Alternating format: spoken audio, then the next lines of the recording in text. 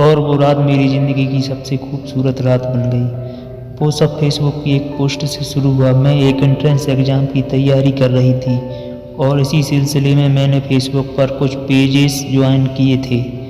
एक ऐसे ही तैयारी कर रहे ग्रुप के फेसबुक पेज पर मैंने एक सवाल पूछा और उसने इस पर कमेंट किया। वो ये एग्ज़ाम दोबारा दे रहा था, इसलिए मैंने उसे फेसबुक पर ही एक पर्सनल मैसेज किया। इसके बाद हम दोनों के बीच बातचीत शुरू हो गई। फेसबुक पर ये बातचीत रोज़ाना होने लगी। हम दोनों एग्ज़ाम के बारे में बात करते थे। कुछ समय पर मैंने ही उससे पूछा कि क्या हम व्हाट्सएप पर बात कर सकते हैं। वो मान गया और हम दोनों ने अपना मोबाइल नंबर एक दूसरे के साथ शेयर किया। शुरू में हम दोनों सिर्फ पढ़ाई की ही बात करते थे। ज़्यादातर हमारे बीच रात को ही बात होती थी। हम दोनों तैयारी में एक दूसरे की मदद करते थे। एक दिन ऐसे ही बात करते हुए रिलेशनशिप पर बात शुरू हुई। मुझे यकीन नहीं होता कि तुम्हारा कभी कोई बॉयफ्रेंड नहीं रहा, व्हाट्सएप पर चैट करते हुए उसने मुझसे पूछा।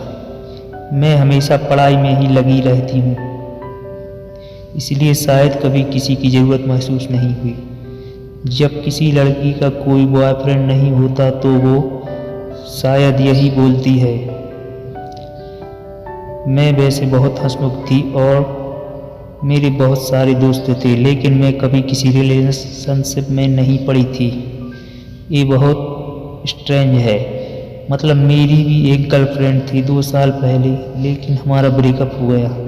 मैंने जवाब में बस एक स्माइली भेज दी। फिर हमारे बीच किसिंग के बारे में बात शुरू हुई। मैंने अपनी ज़िंदगी में कभी किसी को किस नहीं किया था। ऑब्वियसली उसने अपनी पहली रिलेशनशिप में किस एक्सपीरियंस किया था। अचानक से उसने पूछा, अगर मैं तुम्हें अभी इसी वक्त किस कर लूँ तो कैसा लगेगा। जब मैंने उसका ये मैसेज पढ़ा तो मेरा चेहरा लाल हो गया। मैं उस वक्त बेड पर लेटी हुई थी और कमरे की लाइट ऑफ थी। मैं उसे कुछ ही दिन से जानती थी, लेकिन उसका यह सवाल मुझे बिल्कुल भी बुरा नहीं लगा। मुझे नहीं पता हम एक दूसरे को जानते ही कितना है। हम दोनों तो एक शहर में भी नहीं रहते। मैंने उसे मैसेज लिखकर भेजा। शायद मुझे उससे इन सब चीज़ों के बारे में बात नहीं करनी चाहिए थी, लेकिन पता नहीं क्यों मुझे ये सब अच्छा लग रहा था। सोचो, अगर मैं तुम्हें जोर से पकड़कर अपने पास खींच लूँ और तुम्हें किस कर लूँ तो तुम क्या करोगी? उसने पूछा। क्या होगा अगर मैं तुम्हें धक्का देकर दूर हटा दूँ? मुझे समझ नहीं आया कि और क्या बोलूँ। वो जिस तरह से मुझसे फ्लर्ट कर रहा था मुझे अच्छा लग रहा था। मुझे पता था कि इन सब बातों का कोई अंजाम नहीं होगा, शायद इसलिए कि मैं उससे ये सब बात कर पा रही थी बिना कोई प्रेशर और डिस्कम्फर्ट फील किए बिना। फिर मैं तुम्हें और ज़ोर से पकड़ लूँगा और तुम्हें कुछ नहीं करने दूँगा। मैं अपने होंठ तुम्हारे होंठों पर रख दूँगा और तुम्हें ज़ोर से किस करूँगा। तुम्हें अच्छा लगेगा। जिस वक्त मैंने वो पढ़ा मुझे सच में उसकी ज़रूरत महसूस होने लगी। मुझे शायद वो अच्छा लगेगा। मैंने एक नोट स्माइली के साथ उसे लिखकर भेजा। मैं उस वक्त मुस्कुरा रही थी। उस पूरी रात हमने इसी तरह बात की। वो मुझसे फ्लर्ट कर रहा था, कुछ भी सेक्सुअल कहता और मैं वापस उसे फ्लर्ट करती। ये सब बात कुछ दिनों तक चलती रही। फिर हमने स्काइप पर बात की। जब हमने स्काइप पर बात करनी शुरू की सब कुछ बदलने लगा। हम दोनों एक दूसरे के लिए सीरियस होने लगे और 20 दिन के अंदर ही सब कुछ बदल गया और इस तरह वो मेरा पहला बॉयफ्रेंड बना। हम दोनों का एंट्रेंस एग्ज़ाम 16 अक्टूबर को दिल्ली में था। हम दोनों ने फैसला किया हम दिल्ली में मिलेंगे और एक रात एक दूसरे के साथ किसी होटल में रहेंगे। हम दोनों के बीच सब बहुत अच्छा चल रहा था और हम सेक्स के बारे में बात करते थे, लेकिन दिल्ली जाने के सिर्फ 1 हफ्ते पहले ही उसने कहा कि वो मुझसे नहीं मिल सकता क्योंकि उसे कोई बहुत ज़रूरी काम है और उसे एग्ज़ाम देने के बाद फ़ौरन वापस जाना होगा। मुझे बुरा तो बहुत लगा, लेकिन मैं कुछ नहीं कर सकती थी।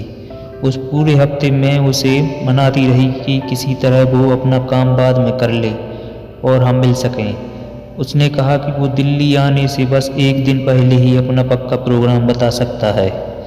इस बात को लेकर हमारी लड़ाई भी हुई और मुझे यकीन हो गया कि हम नहीं मिल पाएंगे। मैं दिल्ली गई और अपना एग्ज़ाम दिया। जैसे ही एग्ज़ाम ख़त्म हुआ, मेरे पास उसका फ़ोन आया कि वो मुझसे एक दिन बाद मिल सकता है।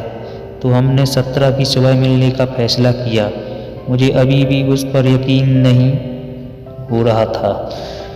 मैं बहुत ज़्यादा उम्मीद नहीं बांधना चाहती थी, क्योंकि मुझे भरोसा नहीं था कि वो मिलने आएगा।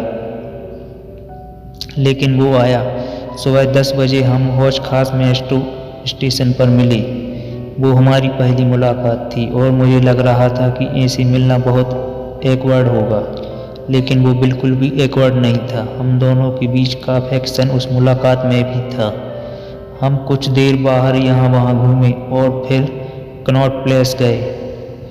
वहाँ कुछ खाने के बाद हमने होटल ढूंढना शुरू किया। एक अच्छे होटल में हमने एक रूम बुक किया। उस वक्त दोपहर के करीब 1 बजे थे। हम कमरे में जाकर फ्रेश हुए और वहीं बैठ गए। मेरा दिल जोर से धड़क रहा था। फ़ोन पर बात या चैट करने तक तो ठीक था, लेकिन उसके सामने बैठकर बात करना, वो फीलिंग बहुत अलग थी। मैंने बहाना किया कि मैं थक गई हूँ और बेड पर लेट गई। उसने कमरे की लाइट ऑफ कर दी और मेरे साथ बेड पर ही लेट गया। मैं बेड के एक कोने में जाकर सिमट गई और खुद को ब्लैंकेट में छुपा लिया। वो बेड पर आया और उसने मुझे अपने पास खींच लिया। बिना एक शब्द बोले उसने मुझे किस किया। मैंने भी उसे वापस किस किया, उतने ही पैशन के साथ। धीरे धीरे हम दोनों आगे बढ़े।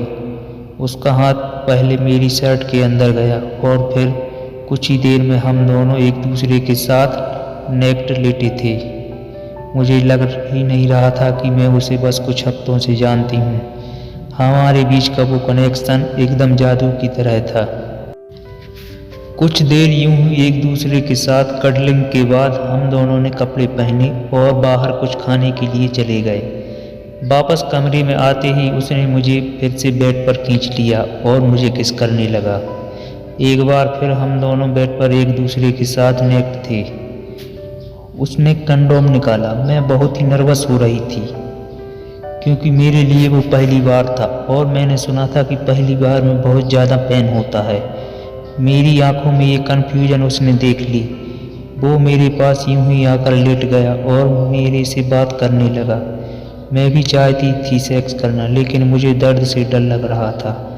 उसने कहा कि वो धीरे धीरे सब कुछ करेगा। मैं मान गई। वो बस शुरुआत थी। सुबह तक मैं पूरी तरह एक्सॉस्ट हो चुकी थी। उस दिन हम दोनों को वापस जाना था और हमारी ट्रेन शाम की थी। हमने सारा दिन बेड में ही एक दूसरे के साथ बातें करते हुए बिताया। वो रात मेरी ज़िंदगी की सबसे खूबसूरत रात बन गई। हम दोनों का रिश्ता आज भी उतनी ही मजबूत और खूबसूरत है। हम दोनों रोज़ बात करते हैं और स्काइप पर बात करते हैं।